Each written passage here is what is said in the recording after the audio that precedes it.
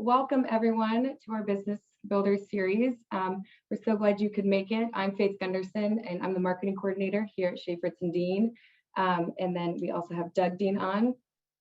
Hi, I'm Doug Dean, the owner and managing partner at Schaefer Dean. One thing that we're proud of at our firm is we always try to find ways to give back to the real estate agent community that we serve. And one way we do that is by hosting the monthly Business Builder series, where we bring on industry experts in a particular area and have them share their insight on things that we think will be helpful and valuable to you as a real estate agent. So thank you for being here today. Yes, as Doug said, welcome and thank you. We know you're busy, so we appreciate you giving us your time. And to make the most of your time, we just encourage you to feel free to ask questions and participate by utilizing the chat box.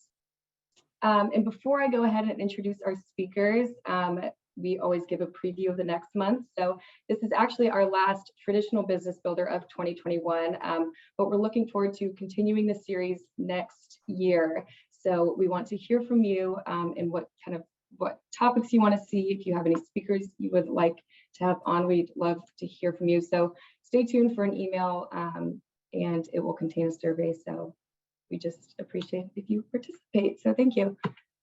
Welcome Parth Vakil and Wyatt Alexander, financial advisors with the Piedmont Group. Welcome guys, take it away. Hi everyone, my name is Parth Vakil. Faith, thank you for the kind introduction. And this is my business partner, Wyatt Alexander. Nice to meet you all. And thank you all for taking an hour out of your day to visit with us today. I'm hoping that we can provide some value on the general, financial planning and investment landscape as we move into the new year.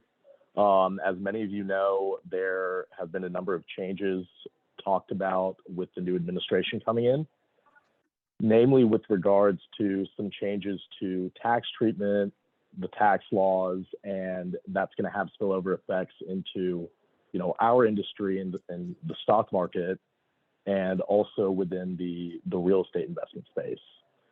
So we'd like for this to hopefully be as valuable to all of you as possible. Wyatt and I can tend to get carried away, so if we do, please feel free to cut us off and chime in with any questions. We want it to be as interactive as possible. So today we'll be focusing mostly on a summary of the proposed tax law changes, and then diving into the implications of those and some strategies to be thinking about, yourself, for some of your clients, and just generally what to be proactive about when it comes to navigating this new landscape. We'll be touching on changes to the income tax rules, how investment income is taxed, capital gains, estate taxes. More specific to the real estate world, we also wanted to spend some time on what's being talked about regarding the step up in cost basis and 1031 exchanges, because we know that that's a big part of the world you all live in. So with that, I guess we'll jump into the presentation. Hopefully it won't be too much of a lecture for y'all. So to start out, we'll give an example of capital gains triggering a death.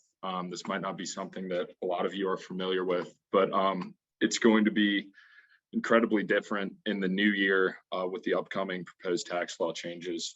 So just to give an example, let's say husband, wife, Mr. and Mrs. Smith buy an investment property about 20 years ago with a $200,000 initial investment. Fast forward 20 years, that property is now worth $2 million. They didn't want to sell the property because they thought it could go up further in value, and they'd also rather not incur the large capital gains bill associated with selling it. So in the current tax environment, Mr. and Mrs. Smith, let's say they pass away tragically, and that property would be transferred into their child's name. Let's say his name's Little Timmy. You want to go to that slide, Parth? So in this scenario, current tax environment, the child, Little Timmy, has the option to keep the property as an investment or sell it without triggering a taxable event, because cost basis resets at death. So keeping the property, he incurs no tax penalty. Now, with the new or proposed tax environment, let's say they pass away, the property transfers into the child's name, taxes will immediately be due on the gain. So for a $2 million property, you just subtract out the $200,000 originally invested. That's seen in the government's eyes as a $1.8 million gain. And at a 20% tax rate, the child, little Timmy, would owe about $360,000 in taxes. Now, a $2 million property is more than enough to cover a $360,000 tax bill, but it's really a matter of liquidity and not just net worth and assets. So in this case, little Timmy would be forced to liquidate other investments or spend down cash and brokerage investments in an untimely fashion, or in the worst case scenario, be forced to fire sell the inherited rental property to cover this tax bill. So we're not saying at all that this disincentivizes real estate investing. In the proposed tax environment, the same consequences would be true for appreciated stock and other investments with unrealized gains. Rather, we're just saying that with the new environment that's proposed, we need to be proactive in putting pieces in place to plan for this, because it's really just a new issue that we're not all conditioned for. Wyatt, thank you. What's listed as new is what's called eliminating the step-up basis at time of death. And this has not actually passed yet, but this is one of the proposed changes. Is that correct? Yep, that is correct. Yeah, so really what we're talking about is just being proactive in case this does happen. And Parth has a lot of different ways that he'll get into in the next slide of how we prepare proactively for new changes before they actually come to fruition. Yeah, and I think, Doug, to your point, as this is referred to as, the elimination of step up in basis, what we're seeing a lot with our clients is whether it's, as Wyatt said, whether it's company stock that's gone up a lot in value, real estate investments, really anything else, one wealth transfer or estate planning strategy has really always been to just hang on to the asset until death, and then eventually letting it flow to the next generation, knowing that they can then make up their own mind on whether to keep it, whether to sell it.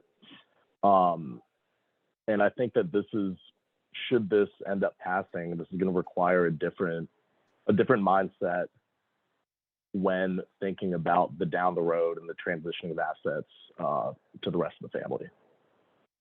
So we'll see where the new tax rules put us. I think it's hard to say right now, but we do expect some changes definitely be made. Parth, we've got a question. What if only one spouse dies? And presumably, if one spouse dies, if they held title as joint tenants, it would go to the other survivor. And under the old rules, they'd still get stepped up basis from the one spouse. Or actually, will there still be a spousal exemption? Yes.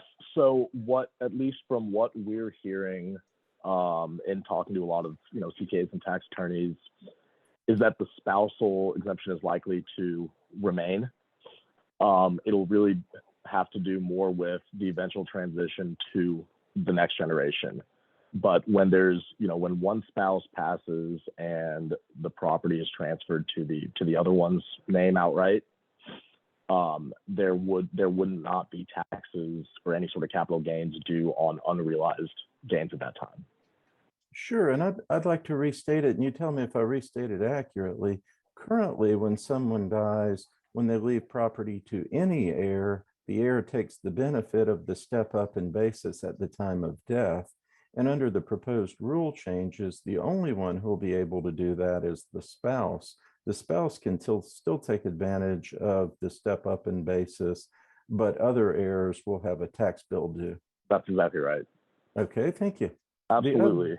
Parth, the other question that was posed was, will trust fix this new policy if it passes? Yeah, so that's a really good question, and frankly, we could, I think, spend a couple hours talking about the implications in the estate planning world to some of these changes. The short answer is yes, it can be addressed through adequate trust planning on the front end. However, there are some limitations to that. I think when we're thinking about how to manage both the capital gains tax side of things as well as potential estate taxes, at least in the clients that we're working with, our bigger focus has been on the estate tax planning side. Reason being that for the vast majority of our clients, estate tax planning has really been replaced by income tax planning over the past decade at least, just with how high the estate exemption has been. If that comes down substantially, I think that now is a very opportune time to start thinking about assets that could go up significantly in value, and planning ahead for getting those assets and that future growth, that future appreciation out of your taxable estate. Right, that's going to be the biggest tax bill for a valuable estate. So we're usually starting there, and then reversing our way or backing our way into the capital gains planning. So I know that's somewhat of a runaround answer. But yes, the short answer is capital gains taxes can be managed with the appropriate trust structures, but I wouldn't prioritize that first and foremost. Great, thank you. Okay, so moving on from capital gains to just taxable income, right? Ordinary income. I know that many of you on the call are, at least some portion of your compensation is independent contractor 1099 comp. And whether you are a business owner, a 1099 contractor, or a W-2 employee, income tax planning is something that is typically top of mind, at least to some degree. Now, the changes to income taxes and the rates we're expecting to see likely will not be as drastic as the changes to the other forms of tax, but it's still something that if we project it out 10, 20, 30 years can have a massive impact on your bottom line. So, there are a number of vehicles and ways about mitigating income taxes.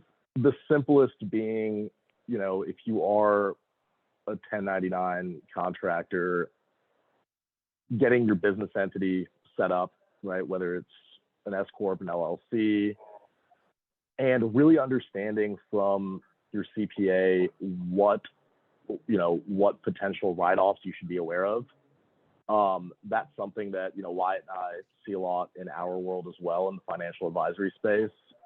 Is a lot of folks will have these business entities set up, but won't actually maximize them in the sense of being as diligent as possible with write-offs. So we're not licensed to provide tax advice, but we would strongly encourage everyone to check in with their CPAs more regularly than not, especially when it comes to write-offs and business expenses.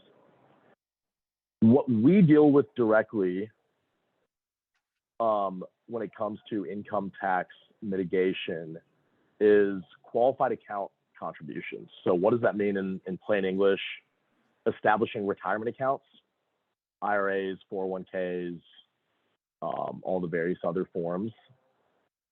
And using that, one, as a way to save taxes right now, and two, as a way to start building these assets and these different buckets to draw from down the road when you decide to take a step back. So here's an example we have here. As y'all can tell, we got really creative with the names. We have Mr. and Mrs. Smith, Timmy, and now John and Joanna. So creative points to Wyatt and myself. So on the left side, we have John, a 35-year-old earning $200,000 gross, and right now not making any retirement contributions, right? No solo 401k set up or anything of that nature. In the state of Georgia, his effective tax rate in aggregate would be 31.7%. So a little over $60,000 owed in taxes on that 200, which leaves John with take-home compensation of $137,000. On the right-hand side, we have Joanna. Same exact situation, earning $200,000 gross. And Joanna decides to invest $20,000 a year into you'll hear it called a self 401k or a solo 401k. So she's putting 20% of her earnings into it. That $20,000 contribution is going to be tax deductible, right? So said differently, you should be paying taxes on $180,000, not $200,000 for that year. Her effective tax rate, in doing so and by saving that $20,000, gets knocked down to 27.9%, okay, on the gross number. So she owes about $55,000 in taxes for the year. So by investing this $20,000 in a tax deductible account, in a tax deductible vehicle, it really, quote unquote, saves her $8,000 for saving the 20, or it only costs her $12,000 to really invest $20,000, if that makes sense. Where does this leave her at the end of, at the end of her peak earning years? So if we take this out from her age 35 when she started investing to age 60, over those 25 years, she's saved $200,000 in income taxes, $8,000 a year. And by saving that money and taking into account, the compound growth over the period of time, she ends up having an account balance just from those funds of a little over $1.25 million, $1.26 million actually. So by sacrificing $12,000 of take-home compensation or disposable spending income, the end result and the benefit to her is from her age 60 onwards for the rest of her life, from this nest egg she's accumulated, she has an additional $50,000 of annual retirement income or supplementary retirement income. And I know this is something that all of you guys understand, are familiar with, intellectually. It's sometimes just powerful seeing the impact that, especially in the context of tax planning, that, such a relatively small savings decision can make, and the, rewards it can have on the back end. So hopefully this is helpful to see. Are there any questions that come up as we go through this nice graphic that we put together? I'm monitoring the chat window, and I'll let you know as we get some additional questions. Thank you, Doug. Wyatt, I'll hand it back over to you. Okay, so moving on to current interest rates and investing in a low interest rate environment, specifically in real estate. So as all of you probably know, general interest rates have been incredibly low for some time now. We're obviously no longer in the world we were in the 1980s with huge interest rates between 12 and 20%. So really what that means is mortgages and down payments nowadays can both be pretty affordable. Not to say home prices are at the moment. I'm sure some of you might like that actually, but there's obviously some pros and cons to this rate environment. So how do we leverage this? So talking about taking advantage of leverage, which is really just extra capital in your pocket to invest elsewhere after obtaining a low interest rate mortgage loan. So I'm going to show an example right here. Let's say you're an investor who has recently sold a rental property or an investment property for $600,000. From this, you have $600,000 in liquid cash to reinvest and deploy. you decide you want to scale up to a $1 million rental property or investment property. And your thought process might be, I'm selling one property. Why wouldn't I roll over all the proceeds and do another? And that's an absolutely fine way to think about it. A lot of people do it that way, but is it really the most efficient use of those funds? So right here, we'll get into, afterwards, you decide to invest into your $1 million rental property, and we'll show you two different down payments. So as an example, you put 25% down on your $1 million property, $250,000. So from this, let's say you get a 30-year fixed mortgage loan at $750,000, 3.15% interest rate, a little bit higher than what we're seeing right now, but just as an example, it's an investment property, so those interest rates will be a little bit higher. So your annual payment on the mortgage is going to be around $39,000 a year. So when you look at the total cost of the loan over a 30-year period, it's going to be around $1.4 million. Now, let's say you took the $600,000, all the rolled over assets from the previous sale, to invest in this property. That's 60% down. The loan you're going to get is $400,000, so significantly less than putting 25% down. Let's say, for example, you get the same interest rate, which they might be a little bit off, but they should be around relatively the same. Your annual payment on that loan is going to be only $24,000, and the total cost of the loan is about half as much over that 30-year period. So from here, when you look at the cost difference of the total loan cost difference, it's around $700,000. But starting out in the beginning, you've saved yourself $350,000 cash now from putting down less, putting a smaller down payment. So the break-even point here is around $342,000 in difference based on the cash you saved.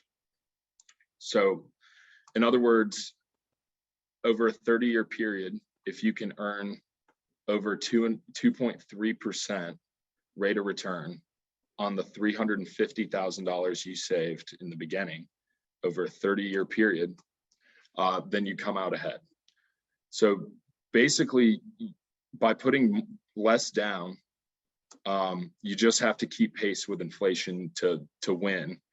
Or said differently, the impact of tying up that extra $350,000 that is really only earning 2.3% interest before accounting for inflation, in real terms is likely a negative rate of return. So from this example, what is the cost of tying up the capital or taking advantage of and leveraging the low interest rates?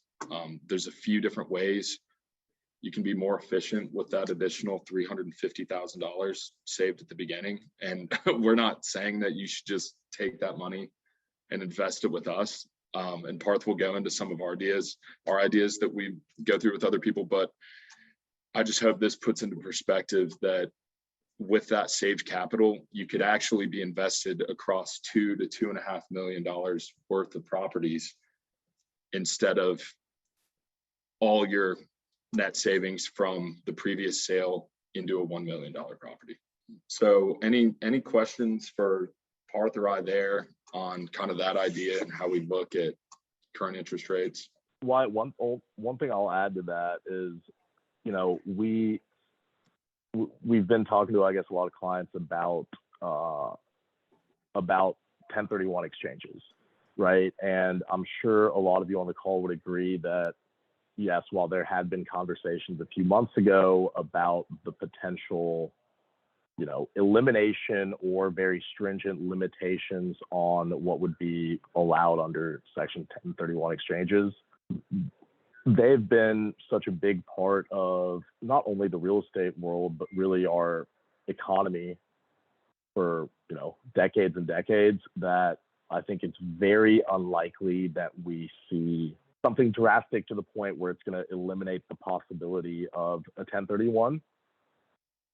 Now, having said that, when we're having these conversations with our clients, especially in the past few months as we're kind of gearing up for some of these changes, one, if we take into account the current tax environment, who knows where tax rates will be in the future, but I think it's fair to say that we're likely in a lower capital gains environment than we will be certainly for the next 10 to 12 years. That coupled with what we were talking about with capital gains being triggered or incurred at death and the potential elimination of the step up in cost basis, that really ends up being just this double whammy, right? Higher capital gains in the future and the potential for those being owed immediately, even on unrealized capital gains. It shouldn't, like Wyatt said, shouldn't disincentivize investing in real estate at all. What I think would be prudent for all of us to do in those situations is to think ahead to what the potential tax implications would be, regardless of how they liquidate the property or if they don't, right? So whether they plan to sell it down the road and there could be a big tax bill due, or if they plan on passing it on to the next generation, making sure that there's adequate liquidity, one within their financial plan, but also within the estate, is going to prevent, the kids in the next generation from having to make financial decisions impulsively just to have the liquidity position to cover it. So that's something we're seeing a lot of and having a lot of conversations surrounding. So if any of y'all have any further thoughts or questions on it, please feel free to chime in. Got one question in the box, or I guess it's not a question, but The comment in the chat window is that with Metro Atlanta home appreciations anywhere from 5 to 20%, you get all your interest back when you sell the home and actually make money on the loan due to appreciation on the property. And the nice thing is your property appreciates at the same level regardless of the loan you have against the property. Wyatt, I guess, shared a lot about some of the pros associated with this low interest rate environment and things to be thinking about in order to really use it to your advantage, if you will. Just like with anything else in life, there are, of course, going to be some cons right on the other side of it.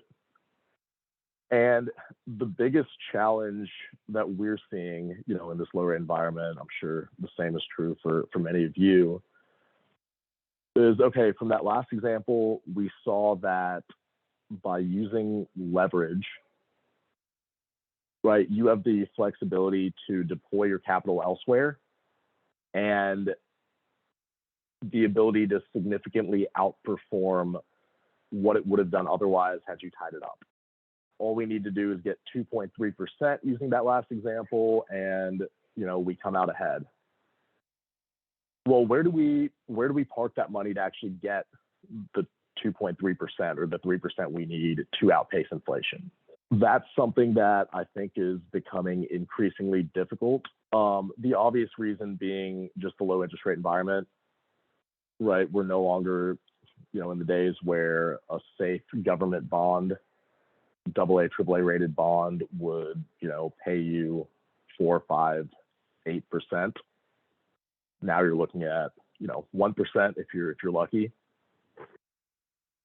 It's also, I think it's a challenge additionally because of where asset prices are right now. Whether it's in the real estate market, in the stock market domestically or internationally, we've been in a very, I guess, loose economic environment in terms of all the stimulus and the easing that had been going on for the past decade, that we've seen asset prices go through the roof. Right. To me, it's a little bit concerning that we're coming out of a global pandemic and the stock market is near record highs all across the board. So as the old adage goes, it's not a question of if, it is when we see a correction, especially in the stock market right now. So we really have to think about if you're setting aside money for a specific purpose, could be education for the kids or the grandkids, could be a second, third, fourth property, another business.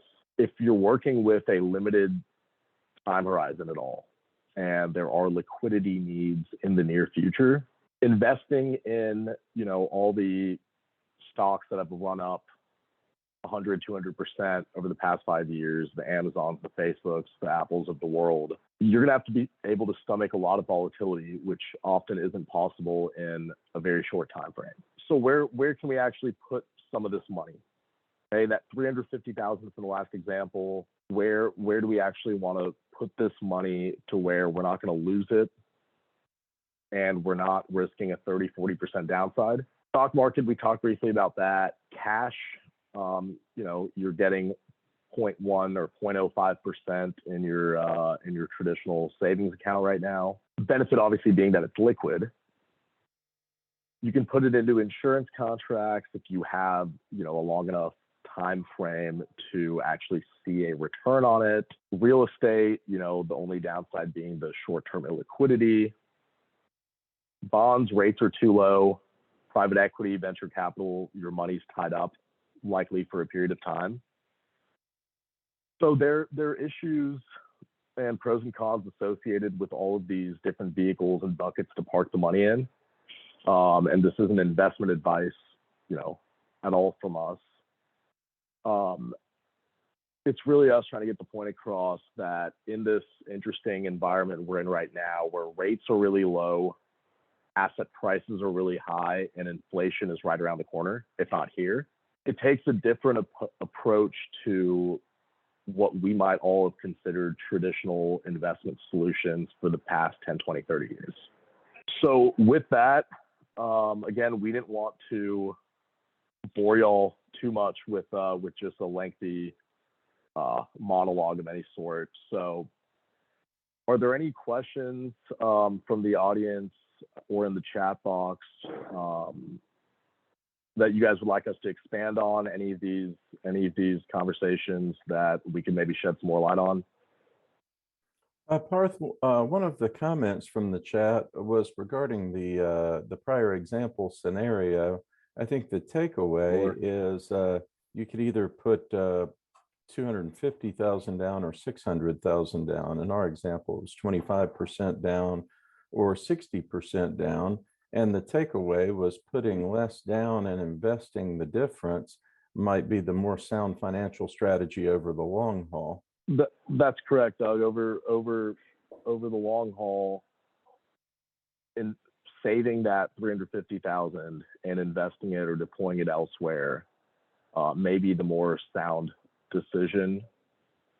Should you feel confident that capital, that investment can outperform that 2.3% break even that we quoted in that example. Right. And and like Wyatt said, there aren't any magical asset classes out there right now where, okay, you put your money here, you're guaranteed to get 6% and there's no downside risk. Right, despite all the infomercials and ads we all might see for this mythical mutual fund that exists, the fact of the matter is none of us know, what's going to happen in the stock market, in the real estate market, really in any financial markets for that matter. But this money can also be utilized, I guess, in response to Ms. Jennings' question. The money could really go into scaling your own business up, right? If you're in the business of having, 3 or 4 rental properties already under your belt, maybe you scale that into 5 or 6, right? And spread that 600,000 of proceeds out over a couple of different properties, rather than just jumping right into the default 1031. You touched earlier on some retirement planning. We used the example, I believe it was John and Joanna, where John wasn't really saving for retirement, but Joanna was setting aside money and it lowered her effective tax rate and built up money for retirement. For our real estate agents who tend to be, as you noted, 1099 independent contractors, what are some of the better, can you just briefly touch on some of the different vehicles they can use for retirement savings, whether it's an IRA, a Roth, so forth? What would be some suggested vehicles for agents for retirement planning? Wyatt, do you want to speak to, I guess, just the kind of different tax buckets for retirement accounts, and then I can expand on that? Yeah, so I guess really what we're looking at, like preemptively for retirement, when we had mentioned putting things away to lower your taxable income for 1099 contractors, some ideas would be, the solo 401k that we mentioned. There's going to be limits to all of those qualified accounts on how much you can put in to each of those annually. But a solo 401k can be great for lowering taxable income and building income in retirement. Simple IRAs or something that are also put in place for business owners when you have your own LLC and you're paying yourself as a 1099 employee. For the W-2s, there's things like just a Roth IRA if you're making less than $135,000 a year. There's insurance contracts that you can put your money into and set your time horizon for. Say you want to retire at age 65, you can set a 20-year time horizon, pay premiums annually, and achieve close to a 6% rate of return. And that's also going to be tax-free income in retirement.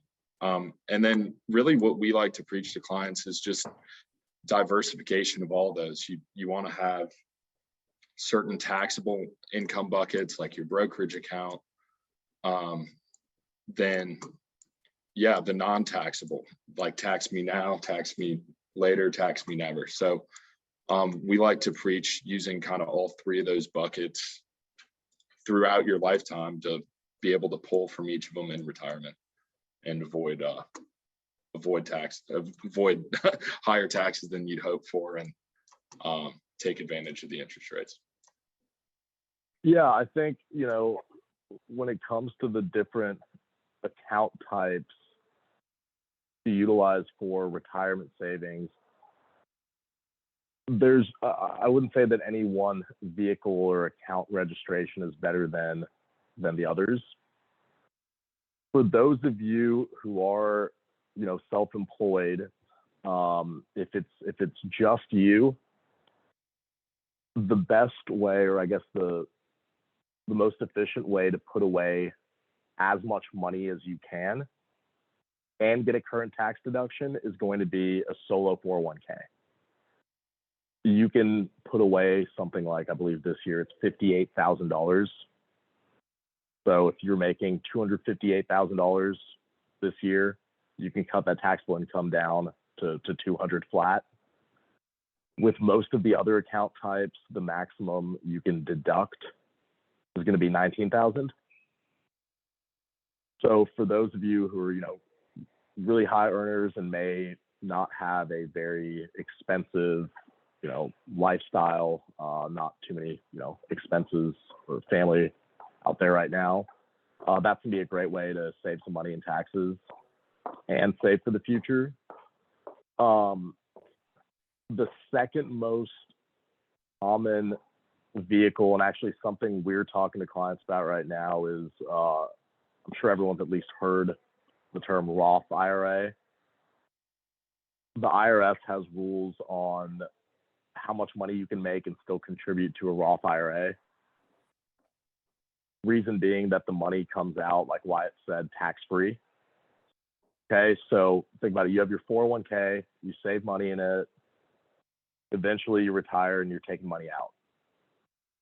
That money is going to be taxed as income, right? That's your retirement income. They're going to tax it as such. With a Roth IRA, you're not paying taxes on that money on the back end. So from the IRS's perspective, that's almost a a tax loophole, but a tax advantage that could be exploited by people who are making too much money. There are ways to convert your IRAs, your 401ks, 403bs, any of those standard retirement accounts. There are strategies for converting those into the tax-free Roth, which is kind of a conversation to maybe have offline, but something else to keep in mind. I think Wyatt and I's thesis on all of this, on retirement planning, is, what's more important than the account type. And yes, you want to diversify, but it's really sitting down and putting together a written retirement distribution plan, right? We all talk so much about what to invest in, how to help the money grow, how to maximize the growth. What isn't given as much attention is, okay, great, I've accumulated this amount of money. How do I actually draw down on that and provide an income for the rest of my life? Parth, I wanted to circle back to something you touched on earlier that I found interesting, and that was the conversation about the very first example with estate planning. And what you noted is that at death, we have what's called a unified credit, an amount you can leave to your heirs that's not subject to taxes. You only pay tax once you hit above the unified credit. And I understand the unified credit has been all over the board. I think as few as 10 or 15 years ago, it was $1 million, went up to 5 million, went up to 11. I believe it's currently hovering somewhere around 11 million. And I believe the current scheme has it returning in 2026 or thereabout, going down.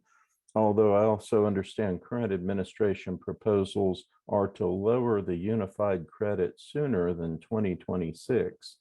Can you take a moment and just let us know on your crystal ball, where are we headed with the, first, did I describe the unified credit correctly? And where are we headed with the unified credit? Yes, thank you, Doug. You hit the nail on the head with the history of how that credit level has changed and evolved over the past 10 to 15 years. We have seen it go from $1 million per spouse, per individual, to the current level of 11.78 million per person. There have been, the initial proposal that was made by the new administration was to have the estate tax exemption level lowered to $3 million. Okay, so from the current 11 and change to 3 million, or as a household, $6 million. What I think is lesser known is that besides the estate level or cap, there's also a gifting or a lifetime exemption number that I think everyone should be aware of. 11 million has been, for the last few years, the figure that you alluded to, Doug, where there would not be estate taxes due on anything at or below that 11 million. 11 million has also been the amount that an individual can gift over the course of their lifetime to their heirs in order to get assets out of their estate without selling them. Okay, there have been conversations about that estate tax number going down to 3 million, but the gifting level, that lifetime exemption, being knocked all the way down to 1 million. Or you asked about, what is the crystal ball saying right now? I think that it's unlikely that we see a decrease in those numbers to the degree to which they were proposed. I believe we'll end up meeting somewhere in the middle. We might see a wind down period from 11 million to 3 million over the next 4 years. And it may end up happening as expected or as originally determined in 2026. I don't see it going from 11 million to 3 million overnight or in the span of a year. I think we could see 11 million to 7 to 5, and eventually landing at that $3 million number that's been proposed. Yeah, it'll be very interesting to see where all of that, ends up. But with estate planning right now, if there's one message I think Wyatt and I could get across to everyone on the estate planning front, it would be to absolutely revisit your estate planning and your trust structures. We're in this use it or lose it period of time when it comes to your exemption.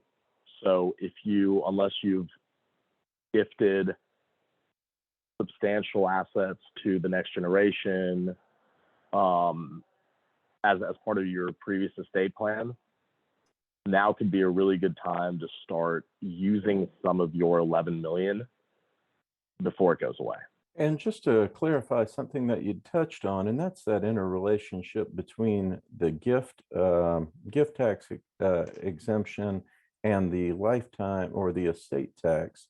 Currently, you can make gifts up to $15,000 per year, but that is, said another way, sort of an advance against your lifetime unified credit. Is that correct?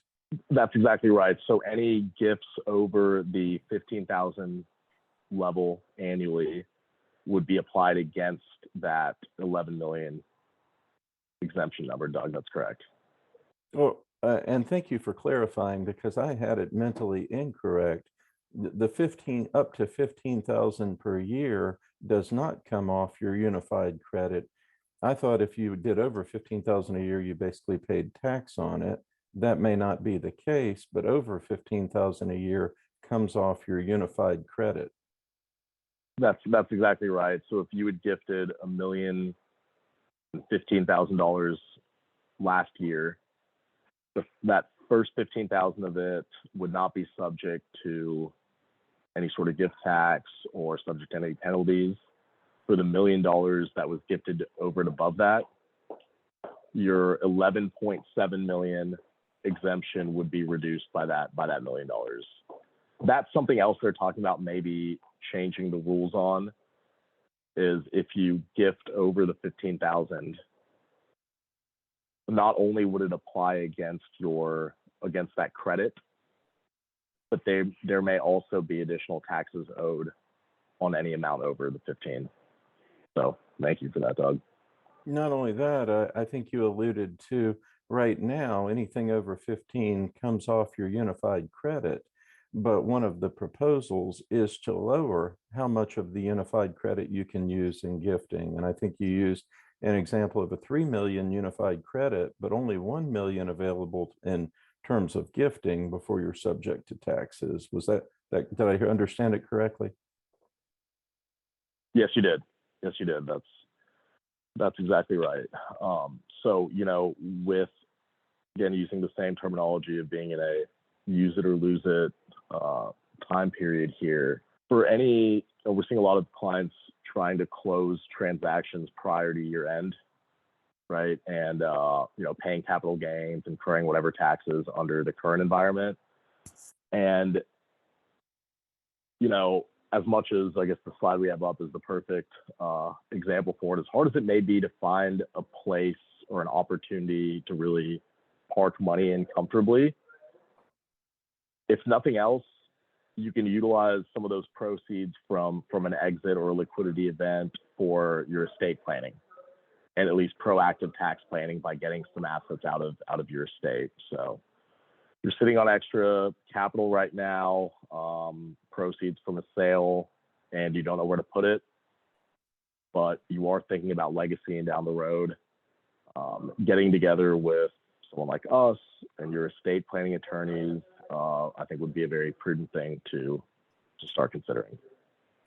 Okay, just a couple of quick things from the chat window. First, I don't feel good about the government taking money on already taxed dollars savings. And unfortunately, I'd say that's what estate tax is essentially all about, correct? I don't feel good about it either. I don't feel good about it either, but yes, unfortunately, that is exactly what they're referring to with any sort of estate taxes. Conversation for another time, but I'm with you, whoever's comment that was. That's as much a philosophical conversation as a practical one. But a more practical is, may I pay my 23-year-old grad student child's rent if I can no longer claim them on my taxes, or is that considered a gift? If you were no longer claiming them as a dependent for tax purposes, it would technically fall under the category of being a gift.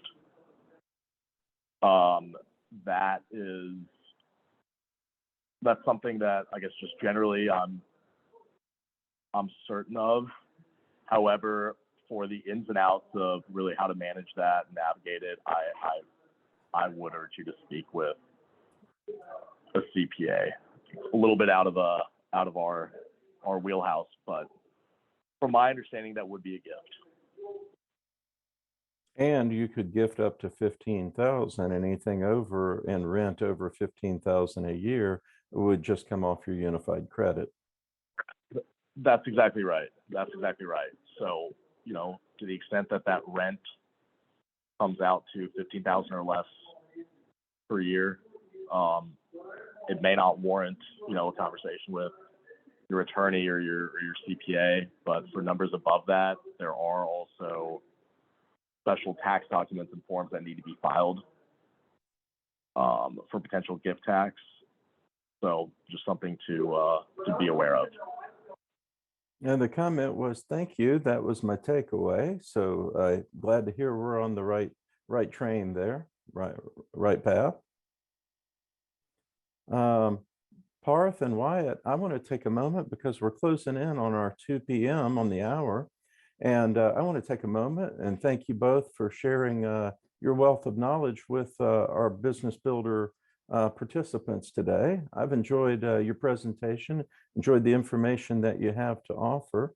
Before we get ready to sign off at 2 o'clock, are there any other questions before we break today?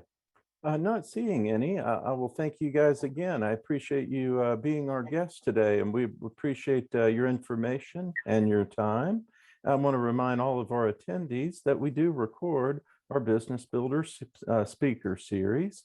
Within about a week or so, you'll get an email from us and let you know that we have posted it to our YouTube channel. So you'll have the ability to replay it later and go over anything you had questions, and to share the information with your friends and colleagues. If they'd like to replay our presentation today, it will get posted to our YouTube channel. And Parth and Wyatt, if you'd like, go ahead and if you'd like for folks to reach out to you, feel free to post your contact information in the chat window. We'll also include it in the email when we let all the attendees know that the presentation's available on the YouTube channel. Perfect. We'll drop our emails in there right now. And just wanted to say, Doug, Faith, and the whole team over there, thank you guys so much. This has been great. Hopefully everyone got something out of it, and really appreciate y'all including us here. We've had some nice comments in the chat window thanking us for your presentation today, and I'll echo those comments and say thanks again, guys. It's been a pleasure speaking with you and having you on our presentation today. So thanks again, and everyone on our presentation today, thank you for attending. You've been a great audience, and we'll look forward to sharing the information with you about a week out, let you know the presentation's available, and providing the follow-up information from our presentation. So thanks again. Everyone go on out and do your part to make it a great day today. Appreciate your attendance, and especially thank you to Parth and Wyatt for being our guests today.